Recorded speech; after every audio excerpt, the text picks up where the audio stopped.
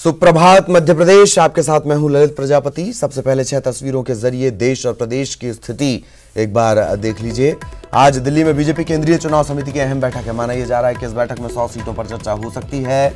इस बैठक में शिवराज सिंह चौहान भी शामिल होंगे। इससे पहले भोपाल में 12 घंटे तक बीजेपी की मैराथन बैठक चली है। चुनावी रणनीति पर चर्चा हुई है। यह बात भी सामने आई है कि तकरीबन 15 मौजूदा सांसद, इनका फीडबैक ठीक नहीं है, टिकट काटा जा सकता है। इसके अलावा कई नेताओं ने अपने बेटे या बेटी के लिए टिकट की मांग की है। इधर कांग्रेस में कद्दावर नेता अजय सिंह मानो नाराज चल रहे हैं। सीएम कमलनाथ आज से 2 दिन के लिए छिंदवाड़ा के दौरे पर रहेंगे। माना यह जा रहा है कि अपने लिए विधानसभा उपचुनाव का प्रचार करेंगे, साथ ही साथ अपने बेटे नकुलनाथ के लिए भी प्रचार करेंगे। नकुलनाथ को छिंदवाड़ा से टिकट मिलना लगभग तय माना जा रहा है। इधर दमोह में कांग्रेस नेता की हत्या को लेकर बवाल मचा हुआ है। हत्याकांड में बीएसपी विधायक रामबाई के पति और देवर का नाम सामने आया है। प्रदेश में स्वाइन फ्लू का कहर भी लगातार जारी है। इंदौर में स्वाइन फ्लू से मरने वालों की संख्या 35 तक पहुंच चुकी है।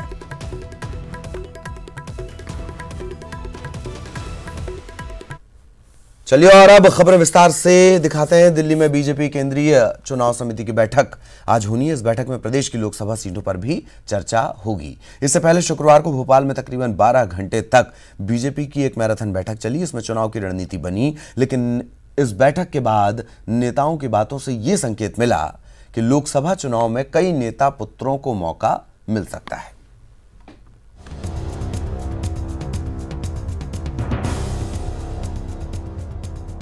भोपाल में शुक्रवार को करीब 12 घंटे तक बीजेपी की मैराथन बैठक चली।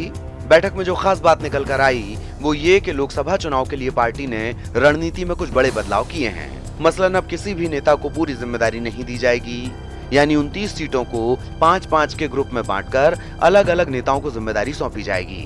बैठक में दूसरी बड़ी बात निकल कर आई कि मौजूदा सांसदों में से 15 का नेगेटिव फीडबैक पार्टी को मिला है, यानी अब 15 सांसदों का टिकट कट सकता है। अब सवाल ये है कि इनका टिकट कटेगा तो मिलेगा किसे? पार्टी के कई नेता अपने बेटा या बेटी के लिए टिकट की आस लगाए बैठे हैं। राजनीति में परिवारवाद को मुद्दा बनाने वाली बीजेपी को भी अब इसमें कोई खराबी नहीं दिखती। उसमें कौन सा पाप है? कोई अनहोनी है क्या? नेता पुत्र, मैं ये कहता हूँ हमेशा, यदि कलेक्टर का बेटा कलेक्टर बन सकता है, एसपी का बेटा एसपी बन सकता है, भाई बन सकता है, व्यापारी का बेटा व्यापार कर सकता है, अन्य वर्गों में जो भी हम देखते हैं तो पारंपरिक रूप से काम करते हैं। और यदि बेटा जनता की मदद कर रहा है, सेवा कर रहा है और मरने में, जीने में, बीमारी में, दवाई में, शादी में, ब्याह में, घटनाओं में, सारी चीज़ों में लोगों की मदद करता है, तो कौन सा पाप करता है यदि वो राजनीति में आने की बात करें? पार्टी के प्रदेश अध्यक्ष राकेश सिंह का भी कहना है कि नेता अगर अपने बच्चों के लिए टिकट मांगते हैं तो इसमें बुराई क्या है। एयर स्ट्राइक हमारा कोई चुनाव का मुद्दा नहीं है, वो हमारा स्वाभिमान का विषय है, हमारी राष्ट्रभक्ति का विषय है। सर, पहली सूची कब तक आ सकती है बीजेपी की? अभी हमने कहा अभी तो हम 19 तारीख को बैठने जा रहे हैं, उसके बाद इसके बारे में बताएंगे। नेता पुत्र भी दावेदारी में है सर। भारतीय जनता पार्टी का प्रत्येक कार्यकर्ता टिकट की मांग कर सकता है। अंततः केंद्रीय नेतृत्व इस बात का फैसला करेगा कि चुनाव कौन लड़ने जा रहा है। बच्चों के लिए टिकट हासिल करने की रेस में नेता प्रतिपक्ष गोपाल भार्गव, गौरीशंकर बिसेन और राघव जी समेत कई नेता हैं। गौरीशंकर बिसेन ने अपनी बेटी मौसमी बिसेन को टिकट दिलाने के लिए पूरा जोर लगा दिया है। लोकसभा का कौन प्रत्याशी होगा इसके लिए नहीं है, लेकिन यह भी निर्वात सत्य है कि पिछले 2014 के चुनाव में मध्य प्रदेश भारतीय जनता पार्टी संगठन ने मौसम का नाम प्रस्तावित किया था, लेकिन नेतृत्व ने हमारे बोध सिंह भगत जी को प्रत्याशी बनाया, हमने उनको जिता करके भेजा है। पार्टी का नेतृत्व तय करता है कौन चुनाव लड़ेगा, कौन प्रत्याशी होगा। 19 मार्च को भोपाल में चुनाव समिति की बैठक होगी। इसमें प्रत्याशियों के नाम पर चर्चा होगी। जाहिर है पार्टी के लिए अपने बड़े नेताओं की मांग को भी नजरअंदाज करना आसान नहीं होगा, लेकिन बीजेपी छिंदवाड़ा से कमलनाथ के बेटे नकुलनाथ की दावेदारी को परिवारवाद बता रही है। ऐसे में अपनी पार्टी के नेताओं के बच्चों को टिकट देना धर्म संकट से कम नहीं। अनुराग श्रीवास्तव, न्यूज़ 18 भोपाल। और दिल्ली में बीजेपी की केंद्रीय चुनाव समिति की आज बैठक होनी है। चुनाव की तारीखों की घोषणा के बाद ये पहली बैठक है और आज उम्मीदवारों के नाम की लिस्ट जारी हो सकती है। तकरीबन 100 प्रत्याशियों के नाम का ऐलान किया जा सकता है केंद्रीय चुनाव समिति की तरफ से। खास बात यह, पीएम मोदी और बीजेपी के अध्यक्ष अमित शाह इस बैठक में लगातार मौजूद रहेंगे। सुषमा स्वराज, राजनाथ सिंह भी इसमें शामिल होंगे और शिवराज सिंह चौहान भी इस बैठक का हिस्सा बनेंगे।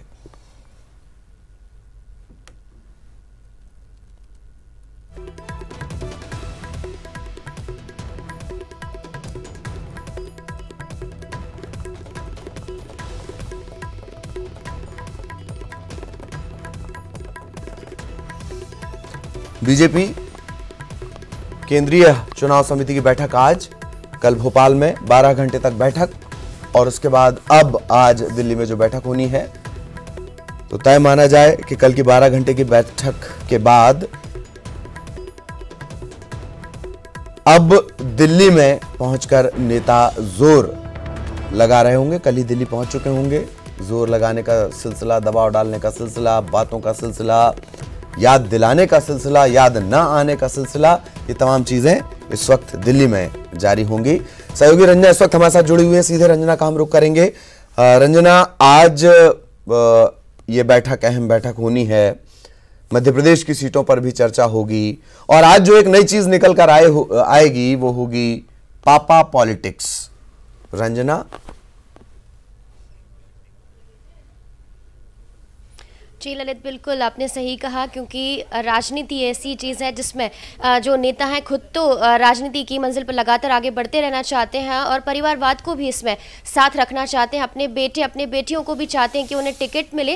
लेकिन जिस तरह से कल जो यहाँ पर भाजपा दफ्तर में मीटिंग हुई है, उससे एक बात तो साफ तौर पर ये पूरी तरह से क्लियर हो चुकी है कि अब असंतोष तो होना ही है, क्योंकि जो मौजूदा सांसद है उनका विरोध किया गया है इस बैठक में। तो जो तमाम नेता हैं उन्होंने अपने बेटे बेटियों के लिए टिकट मांगा है और जो नए प्रत्याशी हैं उन्होंने भी मौजूदा सांसदों के टिकट काटने के बाद अपना नाम इस सीट को लेकर कहा है कि उन्हें टिकट दिया जाए। इससे पहले ऐसा होता था कि जब सीटों का और सांसदों का फीडबैक लिया जाता था, जो प्रदेश चुनाव समिति होती थी वो लोकसभा क्षेत्र में जाती थी और तमाम सांसदों का फीडबैक लिया करती थी। लेकिन इस बार ये हुआ है कि जो तमाम मौजूदा सांसद हैं उन्हें भाजपा दफ्तर में बुलाया गया, तमाम बड़े नेताओं ने उनका फीडबैक लिया है और अब पूरी तरह से जो 4-5 स्तर पर भारतीय जनता पार्टी ने सर्वे करवाया था, क्योंकि विधानसभा चुनावों में उसे हार का सामना करना पड़ा था और उन्होंने जो फीडबैक रिपोर्ट है उसको भी दरकिनार किया था।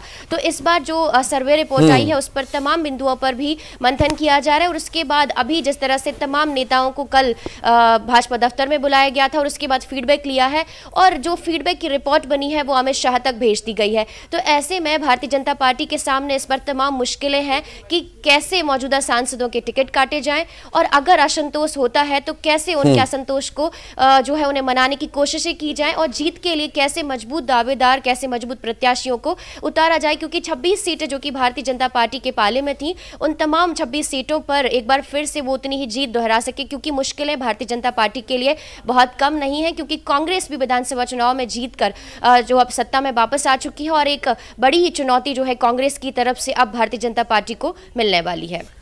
चलिए, धन्यवाद रंजना, लेकिन आप हमारे साथ बने रहिएगा, इसके आगे भी हम आपसे चर्चा करेंगे। रंजना जिस तरीके से जानकारी दे रही हैं, एक और बयान आपने सुना कि अगर नेता का बेटा नेता बनना चाहे तो क्या ऐतराज है। ये बात भी सही है, राजा का बेटा राजा नहीं बनेगा, क्योंकि ये भी डेमोक्रेसी है।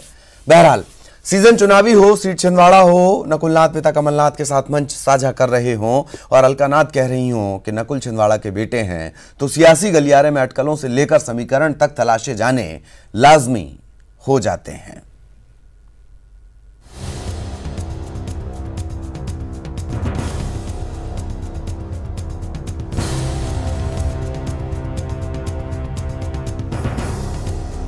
जमहूरियत की जिंदा दिली कहिए या मजबूती, इसमें हर बात पर बात की गुंजाइश बनी रहती है, फिर चाहे छोटा सा दौरा हो या विरासत की सियासत के पेंच। यूं तो छिंदवाड़ा और कमलनाथ एक दूसरे के पर्याय हैं, लेकिन जब सीजन चुनावी हो, कमलनाथ सांसदी छोड़ विधायकी के मैदान में हो, बेटे नकुलनाथ की मौजूदगी पिता के साथ मंचों पर बढ़ गई हो, तो कई सारे कयास, कहानी और किंवदंती जन्म लेने लगते हैं। कमलनाथ का 2 दिनी छिंदवाड़ा दौरा इतिहास खंगालने और भविष्य बुनने का सबब बनने वाला है।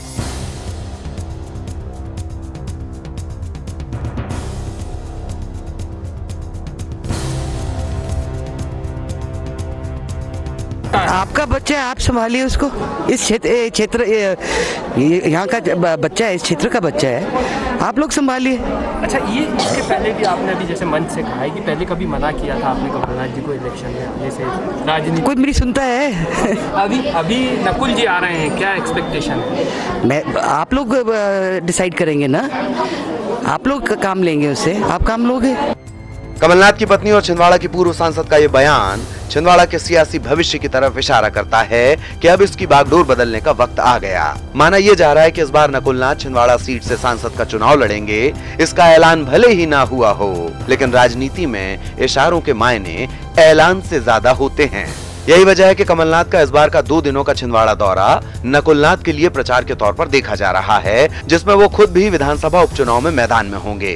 हालांकि इससे पहले दिल्ली में जब केंद्रीय चुनाव समिति की बैठक में लोकसभा के दावेदारों पर माथापच्ची चल रही थी, छिंदवाड़ा में नकुलनाथ की मां अलका नाथ छिंदवाड़ा से कमलनाथ के रिश्तों का हवाला दे रही थीं। ये भी बता रही थीं कि नकुल छिंदवाड़ा का बेटा है। इधर दिल्ली में बैठक के बाद जब मीडिया फ्रेंडली कमलनाथ बाहर निकले तो मीडिया से बिना कोई बात किए चले गए।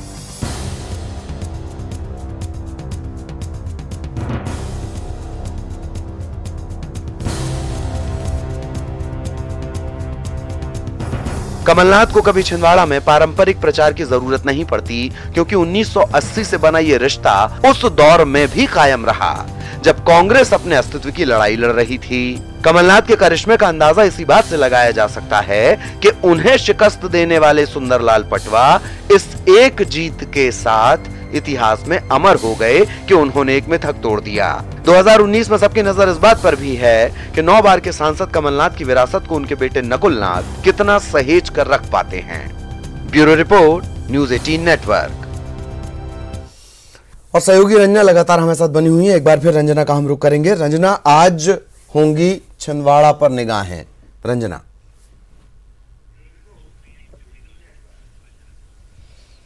जी ललित, बिल्कुल छिंदवाड़ा पर सबकी निगाहें होंगी, क्योंकि वहाँ पर एक नया नज़ारा जो है देखने को मिलेगा। क्योंकि जो सीएम कमलनाथ है अपने बेटे नकुलनाथ के लिए एक तरह से प्रचार प्रसार ही करेंगे, क्योंकि सीएम की पत्नी एक दिन पहले ही जब जनता के बीच में जाती हैं और अपने बेटे के लिए प्रचार प्रसार करती हैं और सीधे तौर पर वो जनता से कहती हैं कि ये आपका ही बेटा है और आपको ही इसे जिताना है, आपका अपना जो है आशीर्वाद देना है। और ये वो सीट है जो कि कमलनाथ की पारंपरिक सीट भी कही जाती है, क्योंकि 9 बार से लगातार वो सांसद यहाँ से बनते चले आ रहे हैं। और एक ये भी बात रही है कि जब जो सीएम कमलनाथ है, इनकी पत्नी भी यहाँ से सांसद रही थी, लेकिन जब खुद सीएम ने सीट को अपने लिए लिया था, जब उनकी पत्नी ने से छीना गया था इस सीट को, तो ज़रूर उन्हें हार मिली थी। तो यही एक वजह है कि नकुलनाथ कितना ज़्यादा सक्रिय रहते हैं उस छिंदवाड़ा सीट पर और कितना जनता के बीच पहुँचते हैं। लेकिन जीत की बात इसीलिए भी कही जा सकती है क्योंकि सबसे पहले बात तो ये है कि उन्हें टिकट दिया जाए, और टिकट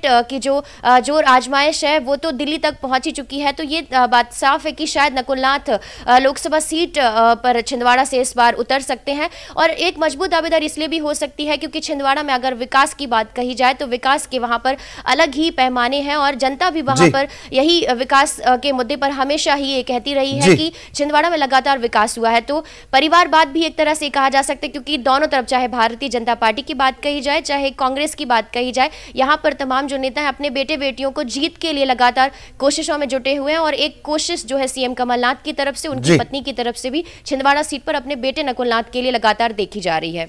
चलिए, बहुत बहुत धन्यवाद आपका रंजना इस तमाम जानकारी के लिए। सहयोगी रंजना लगातार हमारे साथ जुड़ी हुई थी जानकारी देने के लिए।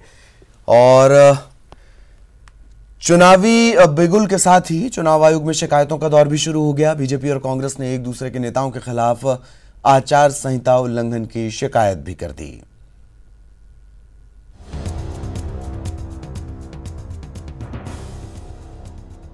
प्रदेश कांग्रेस के प्रतिनिधि मंडल ने भोपाल में चुनाव आयोग को ज्ञापन देकर पूर्व मुख्यमंत्री शिवराज सिंह चौहान, नेता प्रतिपक्ष गोपाल भार्गव, पूर्व मंत्री पारस जैन और बीजेपी विधायक मोहन यादव की शिकायत की है। कांग्रेस का आरोप है कि पूर्व मंत्री पारस जैन और विधायक मोहन यादव ने पीएम मोदी को एक बार फिर वोट देने की अपील लिखे चाय के मग को उज्जैन शहर में बांटा है। कांग्रेस ने इन सभी नेताओं के खिलाफ आचार संहिता के उल्लंघन के तहत FIR दर्ज करने की मांग की है। कल गुना के अंदर भाजपा की विजय संकल्प रैली थी, उसके अंदर प्रदेश के पूर्व मुख्यमंत्री शिवराज सिंह चौहान ने बड़ा ही आपत्तिजनक संबोधन दिया। उन्होंने कहा कि 15 वर्ष के भूखे कांग्रेसी लूटने आ गए, बेईमान हो गए। आदर्श आचार संहिता के अंदर अशोभनीय, आपत्तिजनक भाषण देना या भाषा का उपयोग करना वर्जित रहता है। इधर बीजेपी ने भी चुनाव आयोग से शिकायत की है। कैलाश विजयवर्गीय ने मुख्य निर्वाचन पदाधिकारी से सीएम की शिकायत की। शिकायत में सीएम कमलनाथ पर सरकारी मशीनरी के दुरुपयोग के आरोप लगाए गए हैं। बीजेपी का आरोप है कि मंत्रालय में सीएम ने कुछ नेताओं को कांग्रेस की सदस्यता दिलाई। बीजेपी ने अपनी शिकायत के सबूत में एक वीडियो चुनाव आयोग को दिया है। मध्य प्रदेश के मुख्यमंत्री ने मोबाइल नहीं सर कोई दिक्कत नहीं, वल्लभ भवन को, सचिवालय को बिल्कुल कांग्रेस का कार्यालय बना दिया। वहीं से बैठकर वो चुनाव की प्लानिंग कर रहे हैं। वहीं पर बिठाकर मुख्यमंत्री की कुर्सी और सरकारी भवन में बैठकर अपने प्रभाव का उपयोग करते हुए लोगों को कांग्रेस की सदस्यता दिलवा रहे हैं। अभी तो शुरुआत है, शिकायतों का ये सिलसिला चलता ही रहेगा। उधर चुनाव आयोग भी पहले से ज्यादा सख्त है। इस बार प्रत्याशियों के लिए चुनाव खर्च के रेट तय होने जा रहे हैं। जिला निर्वाचन आयोग प्रत्याशियों के हर खर्च का हिसाब रखेगा। एक प्रत्याशी अधिकतम 70 लाख खर्च कर सकेगा। प्रत्याशियों को 7 रुपए की चाय पड़ेगी। खाना खिलाने का खर्च प्रति व्यक्ति 47 रुपए होगा। चाय नाश्ता और चाय बिस्किट के लिए 15 रुपए ही मिलेंगे। जल्दी स्टैंडिंग कमेटी की बैठक में इस पर आखिरी फैसला भी होगा। भोपाल से मनोज राठौर के साथ ब्यूरो रिपोर्ट, न्यूज़ 18 नेटवर्क। इधर रतलाम झाबुआ संसदीय सीट पर बीजेपी जयस से हाथ मिला सकती है। खबर यह है कि जयस के संरक्षक डॉक्टर अभय ओहरी इस सीट से चुनाव लड़ सकते हैं और डॉक्टर ओहरी लगातार बीजेपी नेताओं के संपर्क में बताए जा रहे हैं। माना यह भी जा रहा है कि अगर यह समीकरण रहा तो इस सीट पर कांग्रेस को कड़ी टक्कर मिल सकती है।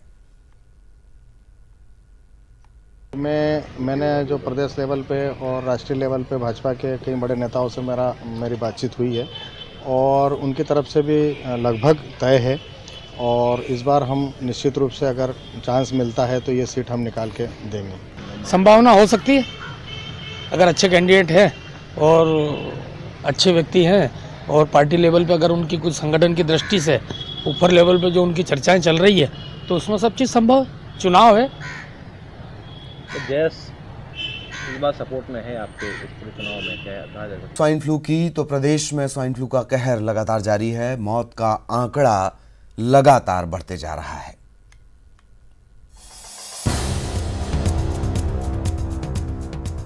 स्वाइन फ्लू से मौतों का सिलसिला थमने का नाम नहीं ले रहा। शुक्रवार को स्वाइन फ्लू से एक मरीज ने इंदौर में दम तोड़ दिया। अकेले इंदौर में स्वाइन फ्लू से 35 लोगों की मौत हो चुकी है। वहीं राजधानी भोपाल में स्वाइन फ्लू ने 20 से ज्यादा मरीजों की जान ले ली। कुल मिलाकर स्वाइन फ्लू स्वास्थ्य विभाग के लिए चुनौती बन गया है। स्वास्थ्य मंत्री का कहना है कि स्वाइन फ्लू पर काबू पाने के लिए हर संभव कोशिश की जा रही है। पूरे मध्य प्रदेश में स्वाइन फ्लू एक चुनौती बना है। पूरे स्वास्थ्य विभाग के लिए हम लोग प्रयास कर रहे हैं कि स्वाइन फ्लू किस प्रकार से अति शीघ्र इसको रोका जाए। पर दिन प्रतिदिन रोज पूरे मध्य प्रदेश में मौसम चेंज हो रहा है, परिवर्तन हो रहा है। ये बीमारी की जड़ आप जानते हैं, ठंड, शीत लहर इससे होती है। जिस दिन ये गर्मी अधिक होने लग जाएगी, बीमारी कम हो जाएगी और उसके बाद भी पूरा मध्य प्रदेश स्वास्थ्य विभाग इसके लिए गंभीरता से विचार कर रहा है। अगर सावधानी बरती जाए और वक्त पर इलाज मिल जाए तो स्वाइन फ्लू जानलेवा नहीं बनेगा। हम आपको स्वाइन फ्लू के कुछ लक्षण बता रहे हैं। अगर ऐसे लक्षण दिखें तो फौरन डॉक्टर के पास जाएं। बुखार, नाक बहना, भूख न लगना, थकान महसूस होना, गले में खराश, खांसी, उल्टी और चक्कर आना या बेहोश होना। स्वाइन फ्लू से बचने के लिए कुछ एहतियात बरतने जरूरी हैं। मसलन छींकते और खांसते वक्त नाक और मुंह ढक लें। मास्क ना हो तो कपड़ों का इस्तेमाल करें। सफाई का खास ध्यान रखें। साबुन से अच्छी तरह हाथ धोएं। पूरी नींद लें और एक्सरसाइज करें। जांच कराएं और डॉक्टर की सलाह तुरंत लें। किसी भी बीमारी को गंभीरता से लेना चाहिए। नीम हकीमों से दूर रहना चाहिए। अगर आप सावधानी बरतेंगे तो आप और आपका परिवार महफूज रहेगा। Bureau report, news 18 network. Damoh जिले के हटा में कांग्रेस नेता की हत्या कर दी गई। खास बात यह कि देवेंद्र, जो कांग्रेस नेता है, वो 12 मार्च को ही कांग्रेस में शामिल हुए थे। इस मामले में पथरिया से बसपा विधायक रामभाई के पति गोविंद सिंह समेत 7 लोगों के खिलाफ मामला दर्ज किया गया है। दमोह में कुछ दिन पहले ही बसपा से कांग्रेस में शामिल हुए देवेंद्र चौरसिया की पीट कर हत्या कर दी गई, जबकि उनके बेटे की हालत गंभीर बनी हुई है। हत्या का आरोप बीएसपी विधायक रामबाई सिंह के पति गोविंद सिंह और उनके देवर समेत 7 लोगों पर लगा है। हत्या की घटना से इलाके में तनाव का माहौल है। शुरुआती जांच में हमले का कारण राजनीतिक रंजिश बताया जा रहा है। पापा को मारा, एक साथ डंडों से हमला कर दिया। गाड़ी में कौन था? गाड़ी में इंद्रपाल पटेल, गोलू ठाकुर, चंदू सिंह, गोविंद सिंह, श्रीराम शर्मा, लोकेश, उनके पूरे अन्य साथी हैं। इनने तलवार से, कट्टा से बंदूक चलाई, वहाँ पे हवाई फायर की, लूट हुई आपस में घुस के। उसके बाद 4.5 लाख रुपए की लूट की और चेन छुड़ाई, अंगूठी छुड़ाई। कितने लोगों पे हमला किया है? 2 लोगों पे, और जो 3-4 लोग हमारे बावर्ची थे वहाँ पे गेट बंद कर दिए इन लोगों ने। इलाके में तनाव को देखते हुए पुलिस अलर्ट पर है। पुलिस ने केस दर्ज कर लिया है और तफ्तीश कर रही है। सिंह, चंदू सिंह, गोलू परिहार, लोकेश सिंह, श्रीराम शर्मा, ये 7-8 लोग जो है जाके उनके साथ मारपीट किए, तो उनको यहाँ। और इसी के साथ इस बुलेटिन में इतना ही। छोटे से ब्रेक के बाद छत्तीसगढ़ की खबरें।